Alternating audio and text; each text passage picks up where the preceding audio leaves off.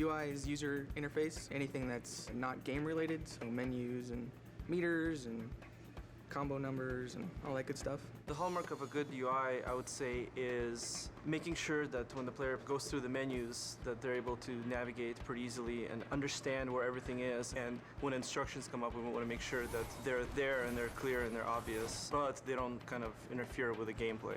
This is what we refer to as the shell. It's the kind of like the intro to the game. Currently it's our alpha version, so it's somewhat simple, but basically we have a skybox in the background. You can see the clouds animating. This is the real Kratos model. We're actually calling an animation to the character. So when you choose a new game, you get a sub-menu, and you can choose if you want to play an easy, normal, or hard.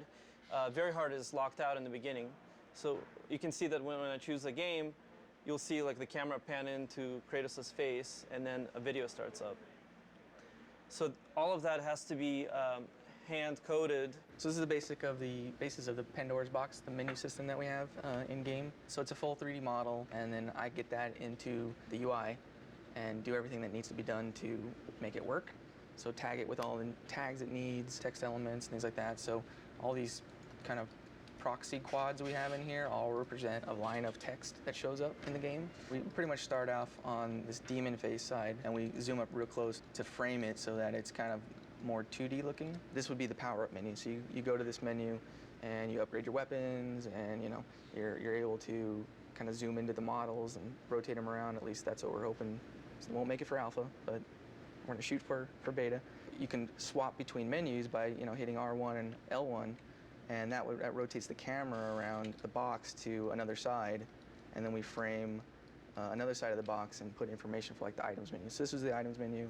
Top of the box is the status screen, so that's how many kills you have and all that good stuff. And then we push through into the box to get to the moves list.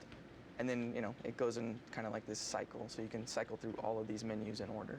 So pretty much what you're seeing here is the Pandora's box, and then from here you go, you swap to other screens, and we have all these kind of cool little animations going on. And eventually inside of these screens there'll be much more ancillary animations and things going on. This time around, for God of War 3 anyways, we completely switched our system up. This time it's all 3D. The same shaders that we put on game objects we use in the UI. So it opens up a whole new avenue of what we can do. It also opens up a whole new set of problems. So most definitely. Some of the problems we ran into creating the shell is using the character animation system that we have developed to animate the parts of the shell, specifically the menus. Surprisingly enough, it doesn't work that well. It works well for characters, but not well for the stuff that we need to do. So we had to add a lot of new tech to the system in order to get it working. Richard's pretty new to the UI. I mean, Richard's been here for a while at the studio, but he's just recently started helping me with the UI stuff, and so having him as a second set of eyes for this whole system has been really helpful. And he's a really technical guy, so has a good rapport with coders, so he can get more done than I can sometimes.